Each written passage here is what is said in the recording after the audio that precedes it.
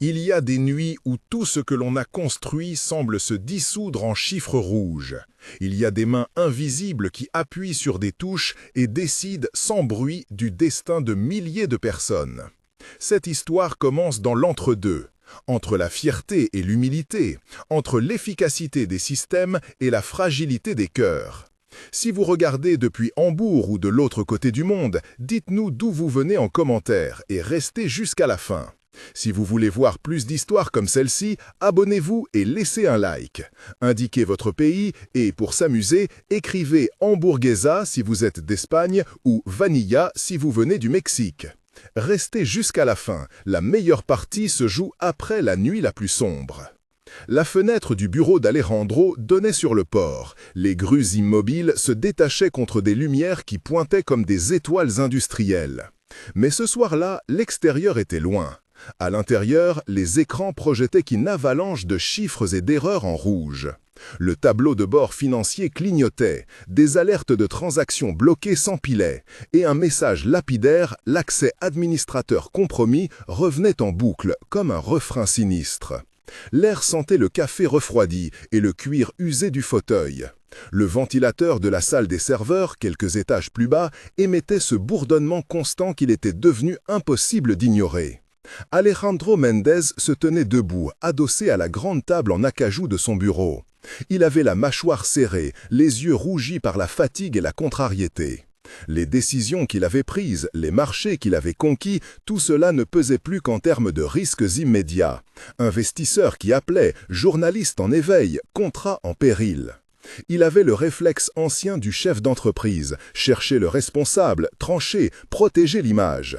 Ce réflexe avait forgé sa réussite et aussi, parfois, son isolement. Pendant des semaines, il avait ignoré les rapports discrets sur les tensions internes. Rodrigo Campos avait été brillant, mais parfois trop ambitieux. Valeria Soto, la directrice financière, tenait des comptes d'une main ferme et des greffes plus silencieux. Alejandro se disait qu'il ferait face. Maintenant, face aux écrans rouges, la façade craquelait. Au même moment, à 2 niveaux sous la surface du bâtiment, la lumière était bleue et froide. La salle des serveurs avait l'odeur métallique sèche du matériel chauffé, l'humidité contrôlée et un silence habité par le ronronnement des machines. Lucia Herrera poussait son chariot de nettoyage avec la même précision qu'un pianiste. Le chariot, avec ses seaux et chaufferons, était un petit monde ordinaire dans un univers de circuits. Elle connaissait cet endroit mieux que beaucoup d'autres employés. Autrefois, sa formation avait été en cybersécurité. Elle avait quitté le grand monde des salles blanches pour des raisons familiales, pour être proche de ceux qu'elle aimait. Personne ne s'attendait à ce qu'une femme avec un uniforme de nettoyage soit la clé pour sauver une entreprise. Elle avait remarqué le premier indice comme on remarque une note discordante. Un disque dur déplacé d'un rack, une étiquette effacée, une lumière qui clignotait étrangement. Ses mains, souvent occupées à essuyer traces et poussières, restèrent immobiles. Les gestes du quotidien lui avaient appris l'observation. Sans faire de bruit, elle consulta un terminal de maintenance accessible aux équipes techniques et, en quelques mouvements précis, elle accéda aux logs publics. Pas assez pour déclencher une alarme, mais assez pour comprendre qu'une corruption rongeait leur système depuis des heures. Lucia n'aimait pas l'affrontement, mais elle comprenait les causes. Les copies de sauvegarde bancaires, celles qu'on appelait habituellement les copies dormantes, étaient conservées hors réseau sur des unités physiques. Elle avait vu la politique, cold backups isolés, stockés dans des coffres adaptés. C'était une règle simple que même des dirigeants pressés qualifiaient parfois d'excès. C'était justement cette prudence qui, maintenant, représentait une chance. Elle trouva la salle de backup, descendit une volée d'escalier et entendit la ville comme un murmure lointain. L'ascenseur du bâtiment l'avait autrefois conduit au cœur des systèmes. Descendre était toujours pour elle comme une petite plongée dans un ventre qu'il fallait soigner. La lumière bleue envahit ses gestes. Doigts rapides, lecture de métadonnées, vérification des signatures. Le logiciel de contrôle annonçait des altérations dans les horodatage. Quelqu'un avait essayé de falsifier les traces pour masquer la provenance. C'était systématique, méthodique. Interne et externe, pensa-t-elle, sans s'autoriser un frisson. Plus tôt dans la journée, Rodrigo avait été vu dans les couloirs, une expression trop concentrée aux lèvres, parlant bas avec un consultant externe. Valeria avait une réunion à huis clos avec des investisseurs dont les visages étaient trop affables. Aux yeux d'Alejandro, ces détails n'étaient que bruit. Aux yeux de Lucia, ils formaient un motif. Elle acheva un script de vérification qu'elle avait gardé en tête, un outil simple et robuste pour vérifier l'authenticité des sauvegardes. Les copies dormantes acceptèrent la signature, intacte. La restauration pouvait commencer. Elle savait que demander l'accès au système en pleine crise risquait de provoquer des soupçons. Elle choisit la stratégie la plus sûre. Commencer sans annoncer, monter un environnement parallèle, un honeypot discret pour attirer l'attaque et observer. C'était un art du leurre, une patience mise à l'épreuve. Pendant des heures, elle travailla sous la lumière bleue, débranchant, recollant, vérifiant les checksums. À l'extérieur, Hambourg pleurait une pluie fine. À l'intérieur, les câbles semblaient respirer une énergie contenue. Quand elle remonta enfin, le couloir désert renvoyait ses pas comme des échos. Elle trouva Alejandro planté près de la baie vitrée, plus pâle que la ville. « Ils parlent de pertes massives », répondit-il, sans la regarder vraiment. Sa voix avait perdu l'âpreté de l'autorité. Elle portait l'oscillement de l'homme qui réalise que l'orgueil ne suffit pas cette fois. « Je peux aider », dit Lucia simplement. Il la regarda, surpris. Elle imaginait souvent qu'il ne la voyait pas, que son uniforme la rendait invisible. Mais ce soir-là, les écrans rouges avaient diminué sa capacité à ignorer les présences. Alejandro posa une main sur la rambarde, ses doigts tremblants. Accepter de l'aide était difficile, demander pardon à une inconnue encore plus. Ils descendirent ensemble vers la salle des serveurs. Dans l'ascenseur, la proximité n'était pas encore familière. Alejandro remarqua la rigueur de ses gestes, la façon dont ses yeux glissaient sur les panneaux, mémorisant les codes des racks comme on apprend un poème. Elle lui parla de couches, d'oratage, de métadonnées, en termes simples. Les fichiers portent leur propre carte d'identité. Quand on manipule ces dates, il reste des empreintes. Il hocha la tête sans vraiment comprendre tout. Il comprit cependant qu'elle tenait la possibilité d'un retour. La restauration fut lente et sacrée. Lucia plaça les anciennes copies, les fit revivre, pointant du doigt les fichiers qui avaient été altérés et les dossiers intacts. Elle murmurait parfois, comme pour encourager des machines à ne pas céder. La lumière bleue, autrefois froide, sembla s'adoucir quand les services essentiels réapparurent. Les paiements en attente se libéraient par petites vagues. Un à un, les modules reprirent vie. Alejandro resta assis sur une caisse, observant, tandis que son monde retrouvait quelque chose qui s'en approchait, le contrôle. Mais la restauration partielle n'était qu'une respiration. Lucia avait trouvé des indices, un motif d'accès répété à des heures creuses, des tentatives de connexion masquées via des proxys. Elle avait mis en place le leur et y avait injecté une séquence de suivi.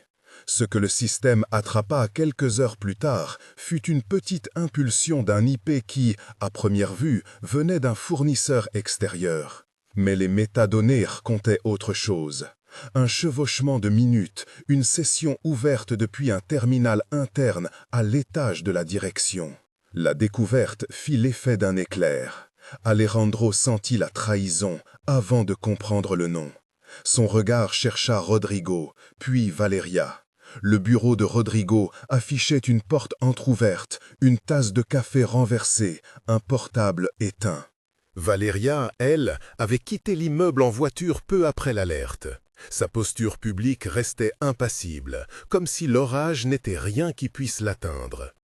La première réaction d'Alejandro fut l'autorité, convoqué, accusé. Mais Lucia lui tendit autre chose, la preuve, patiente, documentée. Les logs sont croisés, dit-elle. Regardez les conciliations. Il y a des transferts planifiés avec des comptes qui apparaissent seulement après des fenêtres d'accès administrateur. C'est ciblé. Elle présenta des feuilles, des extraits de métadonnées et des courtes explications sur la manière dont un sabotage interne pouvait paraître comme une attaque externe. Ils montèrent une petite cellule de crise improvisée. Alejandro rappela des membres clés du conseil et exigea discrétion. Il voulait éviter la panique publique. Il sentit cependant que ses gestes passés, décisions hâtives, quelques licenciements mal digérés avaient fragilisé les relations dans l'entreprise. La loyauté se négociait parfois, il l'avait appris. Maintenant, il devait apprendre l'humilité. La nuit s'étira. Rodrigo fut isolé pour un entretien. Il se défendit en parlant de pression, de contrat, du besoin d'assurer les résultats. Sa voix trahissait une colère froide, presque professionnelle. Valeria riposta par message où la prudence et la conformité figuraient en première ligne. En privé, elle laissa filtrer une impatience accumulée avec des décisions qu'elle jugeait mal avisées. Le drame, pensa Alejandro, n'était pas juste une question de malveillance, c'était un fil continu, d'amertume, d'opportunisme, de petites blessures qui s'étaient transformées en colère. Lucia continuait de travailler pour refermer les brèches. Elle utilisa la disponibilité des backups pour restaurer la comptabilité essentielle et plaça des verrous supplémentaires. Mais elle savait que la sécurité n'était jamais seulement technique, elle était aussi humaine. Les accords, les accès, les privilèges, tout pouvait être détourné par celui qui connaissait les habitudes et les horaires. La confiance dans cette architecture était la clé qui ouvrait toutes les portes. Quand les premiers communiqués de presse furent contrôlés et que la respiration des investisseurs se calma, Alejandro se permit de ressentir une reconnaissance qu'il n'avait pas anticipée. Il regarda Lucia dans la salle de serveur, où elle ajustait un câble avec une concentration tranquille. Il voulait dire merci, mais les mots avaient perdu leur poids longtemps auparavant. À la place, il fit quelque chose de plus simple et de plus vrai. Il demanda à la direction des ressources humaines une révision du statut de Lucia pour voir si son rôle pouvait être reconsidéré. La proposition sur le papier serait froide, mais l'intention, pour la première fois, émanait d'une chose que l'argent ne pouvait acheter, la reconnaissance. La micro-résolution arriva avec un soulagement mesuré. La plupart des services critiques fonctionnaient à nouveau. Les paiements urgents avaient été stoppés et ordonnés, et les comptes les plus sensibles avaient été verrouillés. Dans le couloir, quelqu'un laissait une tasse de café chaude sur une table de réunion, un petit geste humain en temps de crise. Alejandro sentit ses épaules se délier un peu, comme si la nuit avait commencé à lâcher prise. Pourtant, avant que l'aube n'apparaisse sur les quais, Lucia fit une observation qui réactiva une alarme intérieure. Une trace, minuscule, presque perdue dans le flux des journaux, montrait une connexion résiduelle depuis un terminal externe qui n'avait pas encore été identifié. Le traceur d'IP la renvoya vers un serveur proxy basé à l'étranger. Mais le chemin parcouru par cette connexion montrait des rebonds qui correspondaient étrangement à des actions prises depuis le bureau de Valeria pendant un créneau de 36 minutes. Ce n'était pas une preuve concluante, mais c'en était assez pour poser une question qui n'allait pas s'éteindre. Alejandro prit une profonde inspiration. Il pensa à l'image publique qu'il devait préserver, aux emplois en jeu, aux personnes qui comptaient sur lui. Il pensa aussi à la manière dont il avait ignoré les petites voix, aux rendez-vous manqués pour un dîner, aux paroles non dites. L'éthique d'une entreprise, réalisa-t-il, commence par l'exemplarité en haut. La découverte planta une nouvelle graine de tension. Ils avaient pu sauver l'entreprise de l'effondrement immédiat, mais la vraie bataille, celle pour la vérité et pour la justice, n'avait pas encore commencé. Lucia posa la main sur un dossier et, sans le vouloir, leur offrit un point d'appui, un début d'enquête structurée qui fusionnerait les données techniques et les interrogations humaines. Ensemble, ils allaient devoir naviguer dans un labyrinthe de loyauté et de rancœur. La pluie commençait à s'intensifier sur les vitres. Les phares des wagons au port renvoyaient des reflets sur les câbles métalliques. Ils avaient rendu sa respiration à l'entreprise, mais l'âme de celle-ci restait à vérifier. Les preuves restaient fragmentaires. Un pas de plus les conduisait à un visage où ouvrirait une autre porte. Alejandro posa sa main sur l'épaule de Lucia, un geste bref, reconnaissant, presque maladroit. Elle leva les yeux. Dans leur contact, il y avait la promesse d'une alliance, professionnelle d'abord, puis peut-être autre chose, plus douce et plus fragile. Ils préparèrent la suite, compiler les logs, croiser les horaires, interroger des témoins, surveiller les transferts. Lucia avait une liste de vérification et Alejandro avait l'autorité de la faire appliquer. Le soleil n'était pas encore levé sur Hambourg quand il convint Rodrigo à un entretien plus formel, cette fois en compagnie d'une équipe d'auditeurs indépendants.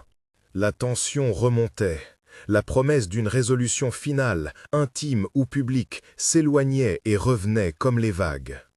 Alors qu'il quittait la salle des serveurs, un dernier signal sur l'écran indiqua l'apparition d'un nouveau fichier. Un petit fichier de log caché dans une archive supposée corrompue. Son contenu, à première lecture, semblait être un message, peut-être un chiffrage raté, peut-être une empreinte volontaire. Personne n'avait encore la clé pour le déchiffrer. Lucia fronça les sourcils. Alejandro sentit que le cœur de la nuit n'avait pas livré tous ses secrets. Ils avaient gagné la bataille immédiate. La guerre pour la transparence et la justice restait à mener. Mais pour la première fois depuis des semaines, il y avait un début d'espoir tangible. L'entreprise respirait, une employée invisible se trouvait désormais au centre de la scène et un dirigeant, pour la première fois, acceptait d'être aidé. La ville dehors semblait expirer la pluie.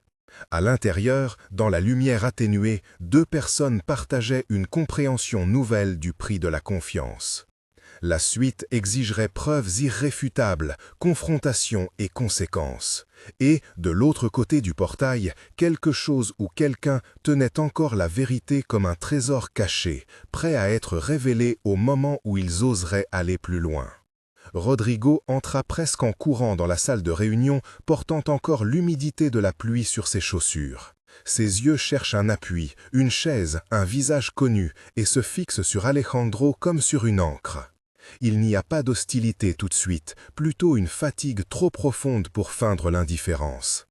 Les auditeurs sont déjà là, impassibles. Une femme aux cheveux courts, qui se présente comme Katharina Lind, pose son ordinateur ouvert sur la table et regarde Rodrigo sans lever la voix. « Asseyez-vous, s'il vous plaît, dit Alejandro. » Sa voix est ferme, mais évite la dureté. Il sait que la première impression peut sceller une défense ou en briser une. Rodrigo s'assoit. Il se passe la main sur le visage, hésite, puis répond aux questions comme on marche sur une glace mince, avec précaution mais sans assurance. Les auditeurs ont préparé un dossier imprimé. Lucia garde son propre écran, ses doigts prêts à consulter chaque ligne de log. « Nous avons relevé une série de connexions », commence Katharina. Elle passe par un proxy étranger et des rebonds indiquent une origine interne pendant 36 minutes. Sur cette période, les accès correspondent à des actions réalisées depuis le poste de Madame Valeria Ramos. Pouvez-vous expliquer pourquoi votre compte a mené à ces transferts de session ? Rodrigo serre les poings. Sa voix se casse un peu sur la première question. J'ai utilisé mon identifiant à la demande d'un collègue la semaine dernière. On était débordés. Ils m'ont demandé de valider un envoi. Je ne contrôlais pas tout. Qui ? Demande Lucia, sans colère, seulement précision. Rodrigo hésite. Je ne peux pas. Je veux dire, c'était pressé. On a dit d'exécuter la procédure et de ne pas la diffuser. C'était pour un client important. Katharina laisse un silence s'installer, le genre de pause qui force la vérité à sortir ou à se recroqueviller. Avez-vous partagé votre mot de passe? Avez-vous transféré vos droits d'accès? Oui. Rodrigo avoue, comme si le mot lui brûlait le palais. Avec un collègue. Mais je croyais que c'était ordinaire. On le fait parfois quand quelqu'un est en déplacement. Qui? Répète Lucia, plus pressante maintenant. Rodrigo avale. Je ne veux pas, je risque mon poste. Ses mains tremblent. Il renverse légèrement son verre d'eau. Une goutte glisse, capricieuse, comme une petite trahison. Alejandro se penche en avant. Il sent le poids des regards de l'équipe, du conseil, du marché. Il sait que chaque mot de Rodrigo peut ouvrir une faille ou l'enfouir plus profondément. Rodrigo, dit Alejandro, si vous protégez quelqu'un en mentant, vous nous mettez tous en danger. Si vous coopérez, nous serons mesurés, mais nous ne pouvons pas fermer les yeux. Rodrigo craque. Il commence à parler, d'abord des phrases brisées, puis d'images plus claires. Un chef de projet pressant qui voulait éviter une réunion du conseil. Un ordre donné dans un couloir pour faire partir un envoi. La crainte d'un client capable de rompre des contrats. Son récit est fragmenté, mais contient plusieurs coordonnées communes. Un nom qui revient, celui d'un responsable marketing dont Rodrigo ne donne au départ que l'initiale. Puis, poussé par Catarina, il murmure le nom entier, Valeria. L'air de la salle se refroidit d'1 degré. Valeria n'est pas là, personne n'a appelé pour prévenir. Les auditeurs échangent des regards. Lucia repose ses doigts sur le clavier, mesurant la concordance des temps et des adresses IP. Alejandro reste immobile, mais il sent une chaleur lui monter au visage, non de honte, mais d'appréhension. La possibilité qu'une directrice, une personne de son cercle, soit liée à ces rebonds l'oblige à un choix. Protéger l'entreprise en occultant l'information ou poursuivre la vérité coûte que coûte. Nous devons confronter Madame Ramos, dit Catarina calmement. Nous devons faire inventorier et isoler ces appareils et accéder à ces mails professionnels. Il y a une procédure. Pas ici, pas comme ça, murmure Alejandro. Le conseil a déjà parlé de fuite. Une confrontation maladroite pourrait déclencher panique médiatique, action en justice, perte de contrat. Nous procédons selon la loi, avec un mandat. Nous isolons les systèmes et personne ne fait d'annonce avant que nous ayons des preuves irréfutables. Catarina hoche la tête. Bien, mais nous avons besoin de ces accès, de ces clés, et nous devons décoder ce fichier caché. Lucia se redresse. J'ai contacté une équipe de forensique indépendante. Ils peuvent être ici d'ici 2 heures. Mais je veux d'abord tenter un déchiffrement préliminaire. Le fichier contient une signature qui ressemble à un chiffrement symétrique, mais il y a aussi une partie qui semble en stéganographie. Quelqu'un a caché un message à l'intérieur d'un conteneur apparemment corrompu. Il mène Rodrigo à une salle annexe pour consigner sa déposition sous serment. Alejandro retourne à la salle des serveurs avec Lucia et Catarina pour examiner le fichier à nouveau. La pluie martèle toujours les vitres, comme si la ville elle-même s'efforçait de laver quelque chose. Sur l'écran, la ligne de code qui leur avait échappé quelques heures plus tôt clignote. Des fragments du message s'alignent comme des dents d'un mécanisme. Pendant qu'ils travaillent, l'ascenseur du bâtiment déverse une silhouette dans le hall. C'est Mert Özdemir, l'expert extérieur que Lucia a réussi à convaincre. Mert porte un manteau sombre, un sac à bandoulière, ses lunettes glissent sur le nez comme s'il était déjà prêt à plonger dans un flux de données. Il serre la main d'Alejandro avec une brièveté professionnelle et s'adresse directement à Lucia. « Montre-moi ».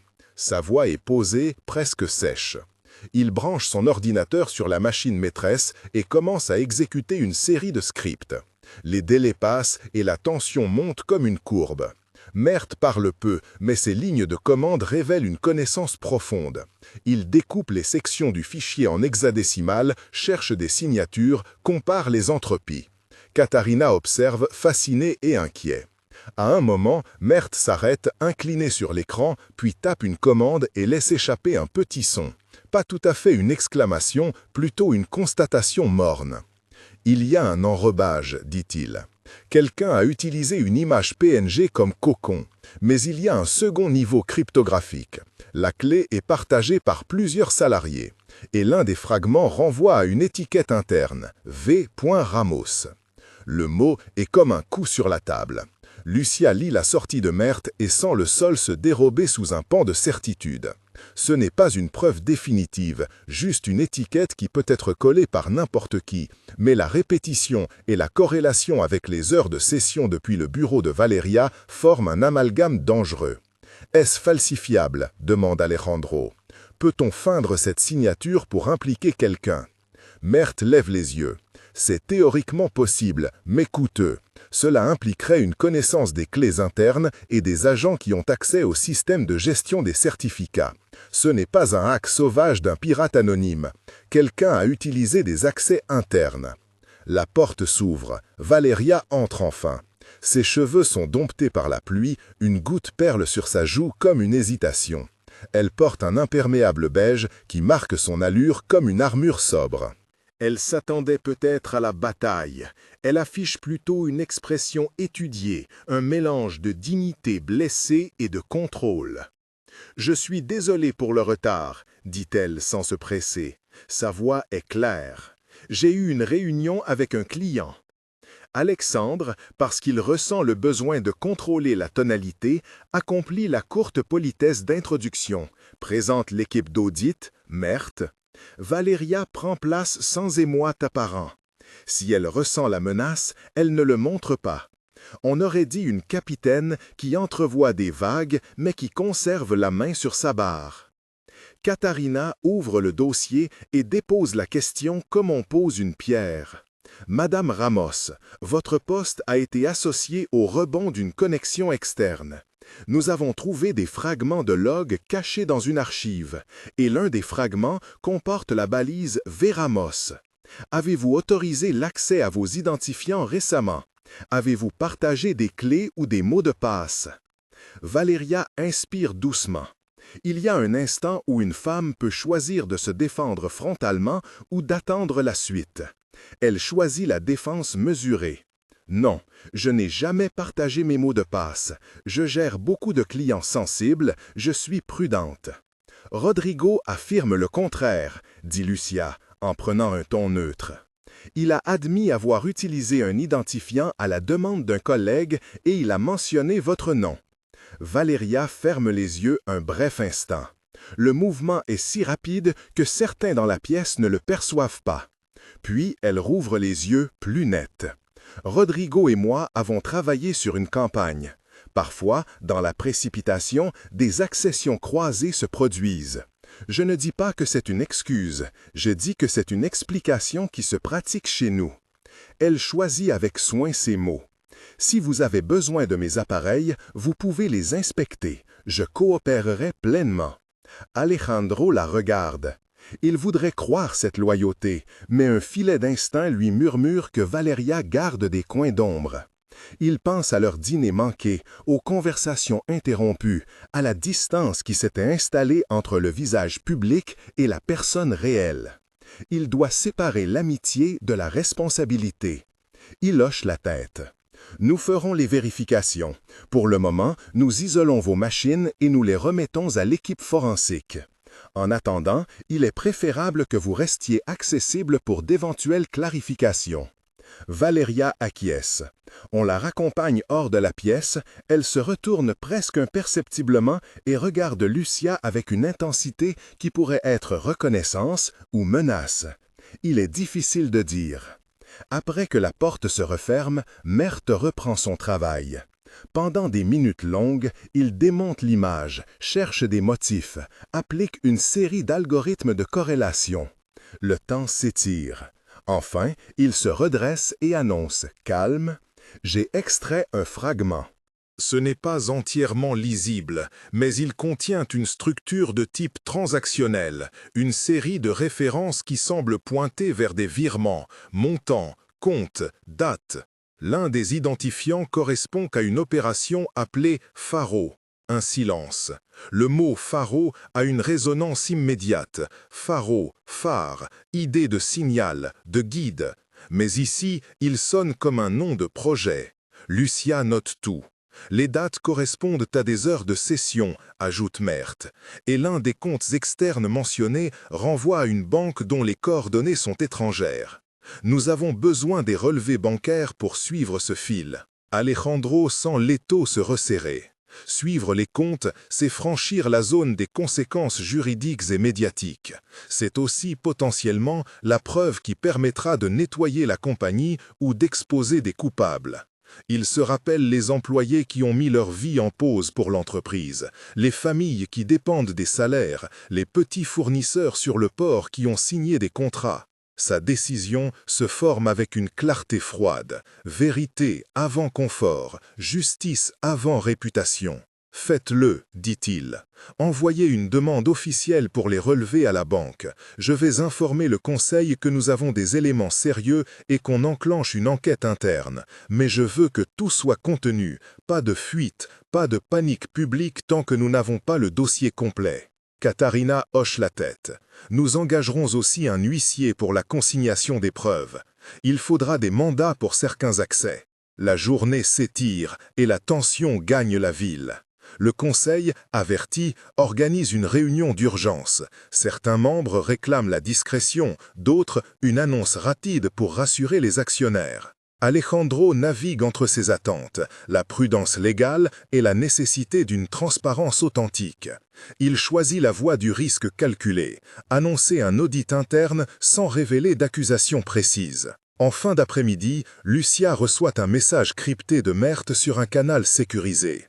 Il y a une nouvelle ligne dans le fichier qui n'était pas apparente au début, un brin de texte isolé et très bref. Elle le lit à voix basse. Pour Alejandro. On sait qui regarde. N. Les 3 lettres N suspendent l'air comme une perle sur un fil. Qui est N? Un informateur? Un complice qui veut parler? Un adversaire qui cherche à intimider? Aucun de tous en a l'explication.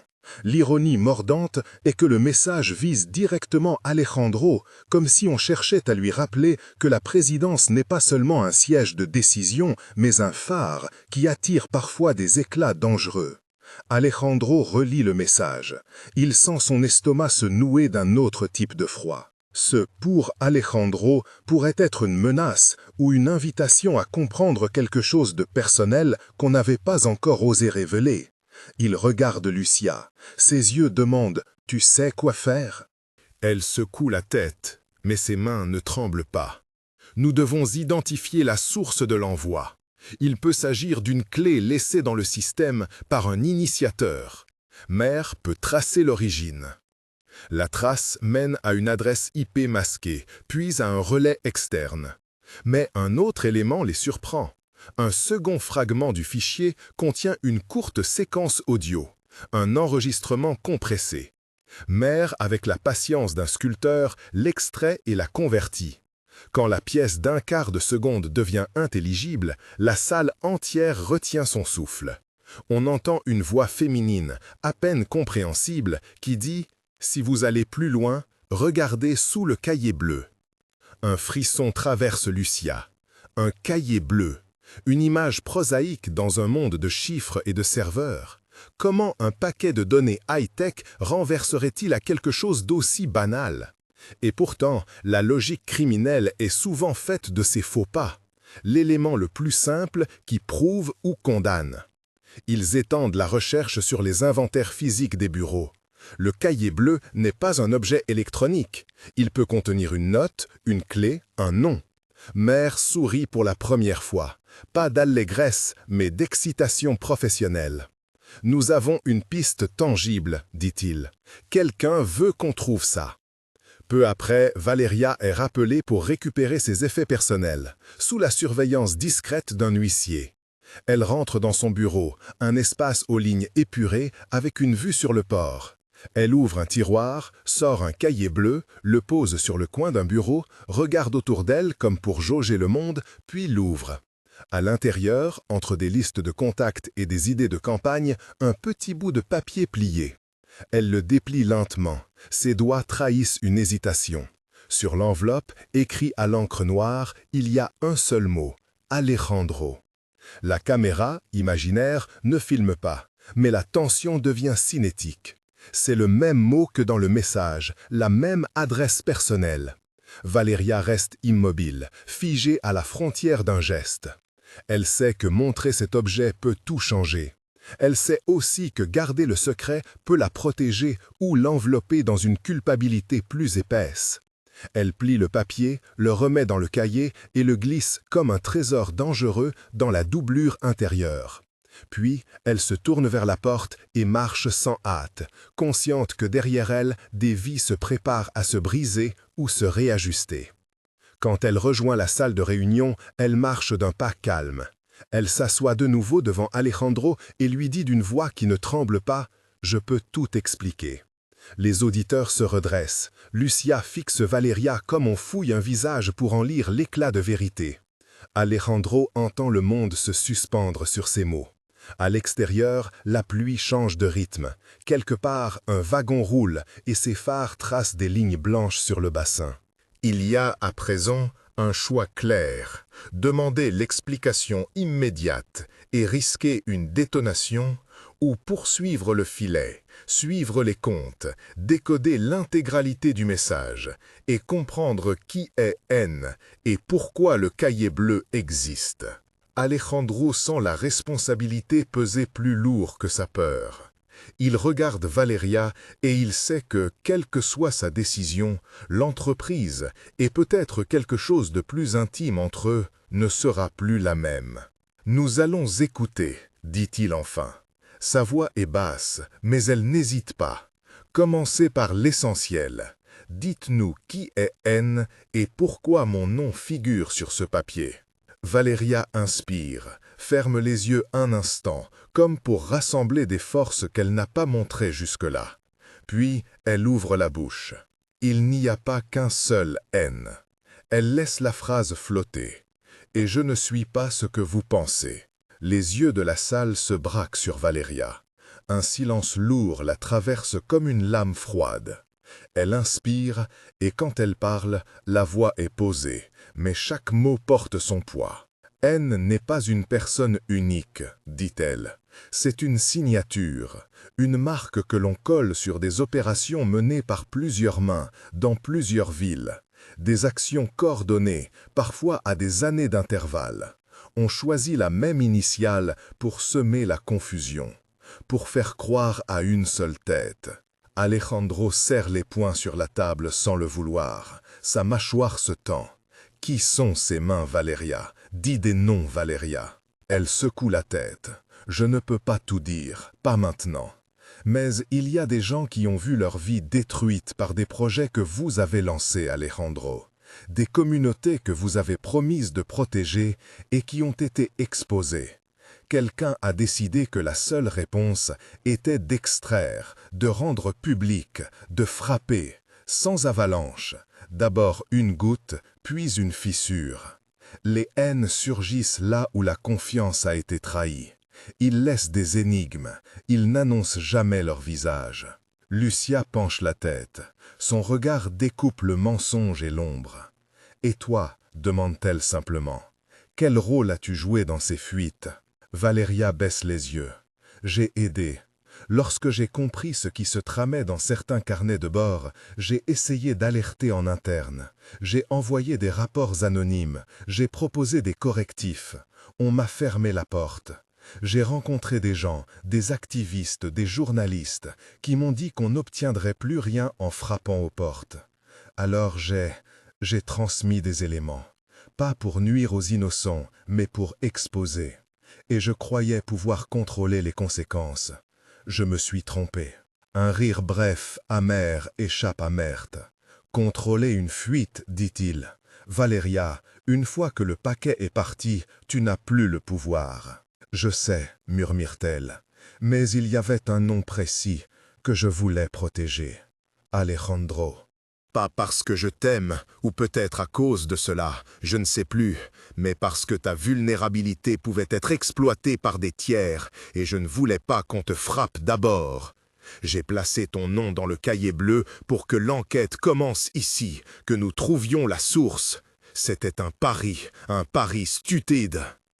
Les traits d'Alejandro se dissolvent un instant, surprise, colère, une tristesse qu'il n'autorise que dans la solitude. Tu as joué avec ma vie, avec la nôtre. Je sais, pardonnez-moi, dit-elle, je n'avais pas d'autre porte. Lucia prend la parole, plus directive. D'accord, tu as distribué des fragments. Tu as espéré qu'ils tomberaient entre nos mains pour qu'on puisse suivre la piste. Mais qui a compressé l'audio? Qui a laissé la balise IP? Ce relais n'est pas amateur. Mert a été silencieux jusque-là, plongé dans la lumière bleue des écrans. Il relève la tête, un doigt sur un schéma affiché, une cartographie des relais, des sauts successifs. Le relais externe est un leurre sophistiqué. Il masque la géolocalisation immédiate, mais il laisse une empreinte temporelle, dit-il. Le second fragment audio, j'ai isolé un fond sonore. C'est bref, mais distinct. Un klaxon de ferry et une fréquence radio locale, pas celle des autorités portuaires, plutôt une bande utilisée par les remorqueurs privés. Tout converge vers le port. Secteur Est, quai 13. Une exclamation étouffée traverse la pièce. La pluie qui tambourine sur les vitres se met à rythmer les mots comme un métronome. Alejandro se lève brusquement, l'air mauvais. « Quai 13 » répète-t-il. « C'est près de... » Mert hoche la tête. « Conteneur 47. » Mais je ne peux pas garantir que l'adresse soit encore valide. Les relais se déplacent, la machine qu'on traque peut être démontée et scindée. Cependant, si quelqu'un a volontairement laissé la piste du cahier bleu, il y a de fortes chances qu'il veuille qu'on trouve quelque chose là-bas, ou qu'il veuille nous mener à une embuscade. Lucia regarde successivement Alejandro et Valeria. Alors, nous devons choisir. On y va tout de suite, en force, et on transforme la recherche en confrontation. Ou on s'organise, on prend des appuis, la police s'il le faut, et on ne fait rien sans filet. Alejandro respire lentement. Il sait qu'appeler des renforts signifierait exposer l'entreprise, ouvrir un débat public, peut-être torpiller la carrière de beaucoup et attiser la colère des haines. Il sait aussi que partir seul, avec 3 collègues et un soupçon de trahison dans la salle, peut être suicidaire. Valeria lève une main tremblante. « Si je te demande une chose, suis-moi là-bas. Laisse-moi marcher avec vous. S'il y a des gens à qui je dois rendre des comptes, je les affronterai. Mais si vous m'abandonnez à la première sirène, ils se retourneront contre moi et tueront la piste. Je veux réparer, ou au moins essayer. » Le regard d'Alejandro se durcit. Les mémoires qu'ils partagent, soirées à retaper des prototypes, confidences sur des projets bâclés, des silences comblés par du travail, roulent comme des images sous un rideau. Ils pensent à la désillusion, au prix de la vérité. Ils songent à la responsabilité qui l'a mené parfois à écraser les personnes qu'il aimait, croyant servir un objectif plus grand. Enfin, il se rassoit. « Très bien, nous y allons, ensemble, dit-il. Mais on y va préparé, pas de face-à-face improvisé. Mert, tu te charges des traces numériques jusqu'au dernier saut. Lucia, tu m'accompagnes au quai. Valeria, tu restes avec nous. Et si c'est une mise en scène, on ne tombe pas dans la fosse. » Un instant, la pluie semble s'arrêter pour écouter. Valeria hoche la tête, ses yeux brillent d'une détermination fragile. Mert tapote sur son clavier, l'écran promène des lignes de code, des tentatives de déchiffrement en temps réel. Je peux forcer le dernier relais à réémettre un ping. Ça nous donnera une fenêtre de 20 minutes, peut-être moins, pour localiser l'objet physique. Mais vous devrez être sur place avant que le signal s'éteigne. Lucia se lève pour attraper son manteau posé sur le dossier d'une chaise. Alors, on n'attend pas. Au moment où elle ferme la porte de la salle de réunion, un petit bip provenant d'un téléphone posé sur la table coupe l'air, une alerte sans nom, un message crypté remontant à la boîte mail principale de l'entreprise. Mert le lit. À l'écran, nouvel envoi reçu, fichier chiffré, objet, cahier bleu, provenance interne, priorité haute. Tous se figent. L'alerte vient de l'intérieur. Quelqu'un d'autre joue avec les règles du jeu. Alejandro sent un vertige. La logique s'inverse. Le traqué devient surveillé. « Ils savent que nous avons commencé », murmure Valeria. « Ou ils veulent que nous croyions que nous avons commencé. » Alejandro prend sa veste. La pluie hors de la fenêtre martèle la ville comme si elle voulait laver la culpabilité de ses toits. Il attrape le cahier bleu que Valeria avait glissé dans la doublure de son sac. Elle l'avait remis à la dernière seconde, comme un talisman, et le serre un instant, comme pour s'assurer que ce n'est pas un piège. Ils descendent ensemble vers le parking. Lucia marche en tête, déterminée. Mert déjà au téléphone, appelant un contact discret qui pourrait leur ouvrir un passage au quai. Valeria marche près d'Alejandro, ses pas calmes mais rapides, chaque mouvement mesuré. La cité se déploie devant eux, humide et luminescente. Avant de sortir, Alejandro se tourne vers la salle et dit, plus bas que pour être entendu, « Si c'est une embuscade, on n'y va pas pour se battre, on y va pour comprendre, on ramène des preuves, on ne devient pas comme eux. » Sa voix tremble à peine. La boucle du téléphone se referme, la nuit avale leur silhouette. Mert envoie le ping. Sur l'écran, les microsecondes défilent. Les relais répondent par des échos qui ressemblent à des silhouettes dans le brouillard. Sur la carte digitale, un point s'allume. Quai 13, conteneur 47. Ils savent que ce point peut être un leurre ou la clé d'une vaste machination.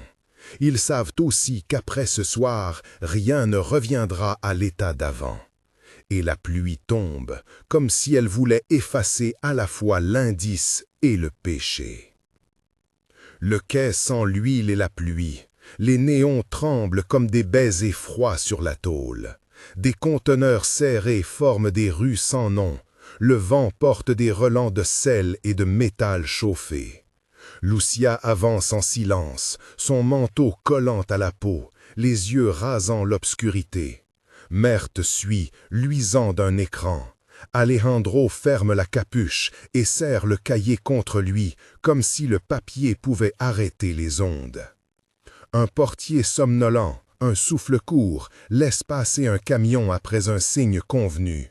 C'est la brèche que Mert avait achetée. Il file entre deux rangées, double un couple d'ouvriers sous un plastique et atteignent conteneur 47.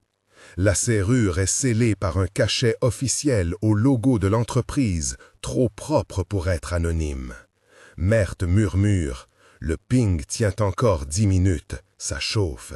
Il glisse ses doigts sur un terminal portable, ses yeux clignotent à chaque réponse. Alejandro pose sa main sur la poignée, froide, rugueuse, et tire. Le métal gémit. Une odeur de vinaigre, de moisissure, d'électronique brûlée s'élève. À l'intérieur, une caisse noire, au centre, repose sur des palettes vides. Sur la caisse, une étiquette, cahier bleu. Le cœur d'Alejandro se serre. Il soulève la caisse. Un petit boîtier y est fixé, rond, émettant un léger vrombement. Une LED rouge qui bat comme un poule. Mert jure bas. C'est un transpondeur. Si on le manipule sans l'isoler, il gueule au réseau. Il n'y a pas de sac anti-ondes. Lucia fouille ses poches. Un morceau de toile cirée, du ruban adhésif. Valeria, qui n'a pas lâché la main d'Alejandro depuis le début, prend une inspiration et coupe le ruban d'une main assurée. On le couvre, on le tue longtemps assez pour le couper du relais. Ses doigts tremblent, mais ses gestes sont précis. Ils enveloppent le boîtier, la toile crisse, la LED s'éteint un instant puis reprend, plus faible. Mert appuie sur son écran. J'ai 10 secondes pour forcer la liaison et neutraliser l'émission. Après, je rafraîchis le ping et on bouge. Alejandro ouvre la caisse et au-dessous, dans un plastique scellé, il voit quelque chose qui le fige. Une seconde copie du cahier bleu, identique à celui qu'il porte, mais ouvert sur une page où quelqu'un a déjà écrit, en lettres serrées, « Nous savons que tu as pris l'original ». Un pas résonne derrière eux, net, volontaire.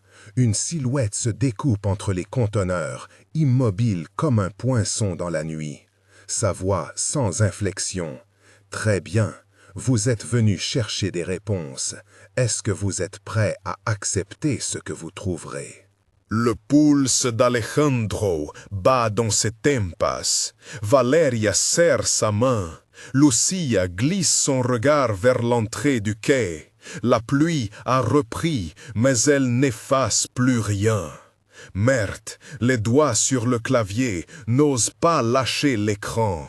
Le temps, tout à coup, semble compter pour autre chose que la rémission d'un signal.